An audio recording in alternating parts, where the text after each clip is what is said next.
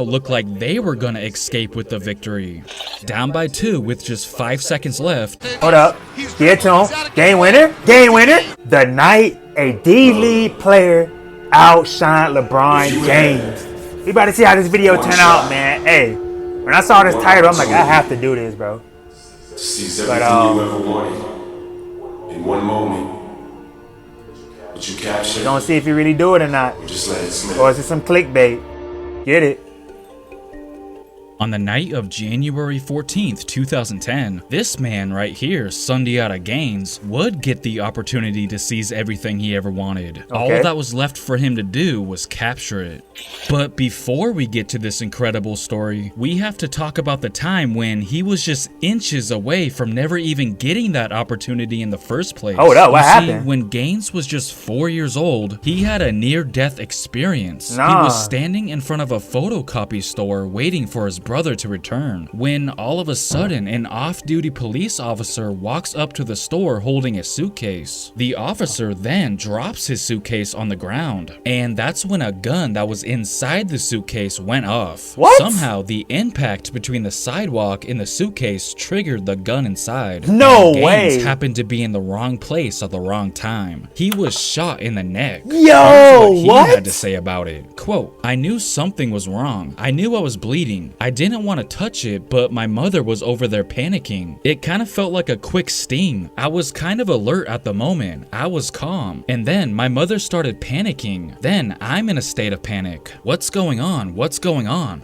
This What? freak accident served as a constant reminder to Gaines growing up that life is very fragile, and made sure he would try to make the most of it. And boy, did he. That's fast, so you got to, Sundiata man. played high school ball in Queens, New York, averaging 28 points per game as a senior. Okay, that boy was balling, though. Overshadowed by a much more heralded New York City player, Sebastian Telfair, even though some would say that Gaines got the best of him during their head-to-head battles. Okay, that Jay-Z Gaines was would there? go Hold on to up. attend the University of Georgia for 4 years before declaring for the 2008 NBA draft, but unfortunately went undrafted. Dang. At least he received offers from several teams overseas and ended up playing 1 year in Italy. He played solid over there, averaging 13 points per game, and Okay. could have very easily continued to make pretty good money there. But his ultimate dream was to play in the NBA. Of course. So he decided instead to enter the 2009 NBA D-League draft, back when it was called the D-League instead of the G-League, where he would get selected by the Idaho Stampede 15th overall, and very quickly began to make some noise, All right. averaging 23 points in his first 14 D-League games, All right. eventually catching the attention of the Utah Jazz. Some great news.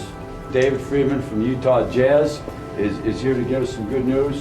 So David, the floor is yours.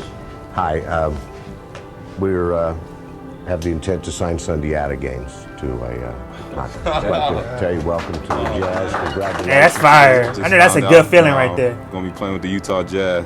Nigga call me up. She about to cry a little bit. He signed a 10-day contract with the Jazz on January 5th, 2010, and had to immediately pack his bags to head over to Salt Lake. During his 10-day contract, there was 5 games that occurred during that period. His first 4 games with the team went down as expected. You know, nothing really too crazy, just him trying to get used to things. But the last game of his 10-day contract would be a completely different story. Okay. Only about a week after he got called up to the NBA, he found himself going up against LeBron James and the Cleveland Cavaliers, who were one of the best teams in the league. And on top of that, this game would be featured on national TV. And with him knowing that this game was about to be on national TV, plus the fact that this could very well be his last game, he wasn't about to let this moment slip away without making a name for himself. Especially knowing that there will be plenty of eyes watching due to LeBron playing. The world was about to know his name. Throughout the game, no team was able to really pull away from each other. It was pretty much neck and neck throughout the first 3 quarters. In the beginning of the 4th quarter, Utah's all-star Darren Williams would go down with an injury, hurting his right wrist. Matter of fact, part of the reason Sundiata Gaines was even there in the first place was because Williams injured that same wrist the day before the Jazz called him up. And since Darren came back after missing a few games, there wasn't really much need to play face Sundiata this game. That is, until Darren Williams re-injured his wrist at the start of the 4th quarter like I just mentioned, as he was forced to head back to the locker room, which meant that Gaines had no other choice but to step up. It's funny how things work out, man. It only took about a minute for Gaines to knock down his first bucket. Okay, mid-range, get it. Let's come on, get it to him. Okay, that was nice. Okay, first basket. Then, soon after, he would connect on an and one that made the crowd erupt. Alright, let's see it. What's gonna do with that? All the way, got fouled. All the way, kill him the and one, strong finish. Okay. The Jazz went on a huge run ever since Gaines checked into the game. You could sense that something incredible was unfolding, and with the Jazz up by double digits with only a few minutes remaining, it looked like they were well on their way to victory. But not so fast. LeBron was out to spoil Sundiata's special night. LeBron's still on the court now. Just when he could have easily thrown in the towel, he did the opposite. He absolutely took over. It's been that much more quicker to them. Yep, let's come on, get it to him. That's LeBron. All the way. Oh my God. Kill man, one strong finish. 5 seconds to go. Hold up. So I was like, oh, hold up. Let's hold up. That boy went stupid. Hold up.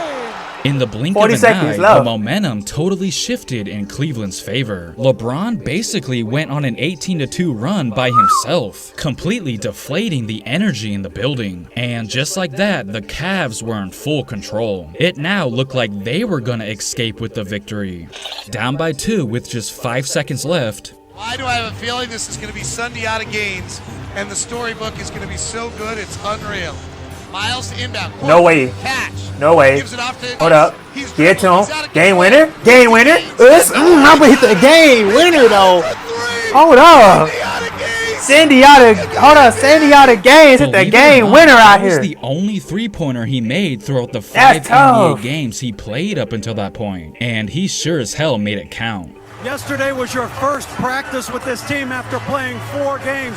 How have you managed to keep yourself ready for moments like this? Right now I'm on adrenaline right now, so. He says that to this day, people still go up to him and ask him about that shot. Here's what he has to say about it. Quote, "The shot really got my career started, and I've taken advantage of the opportunity." Predictably, just the very next day, they rewarded him with a second 10-day contract. Yes, sir. And ultimately earned himself a contract for the rest of the season once that was up. Nice. Sign this guy for the rest of the season.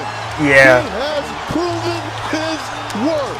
Sundiata Gaines. That's fire, man. That's fire, man. That's a great story right there, man. Hey, bro. Let me know how y'all feel about this, man. Did you watch this game live? But I hope y'all boy enjoyed this video. If you watch this right now, appreciate you. See you in the next video, bro. Bye.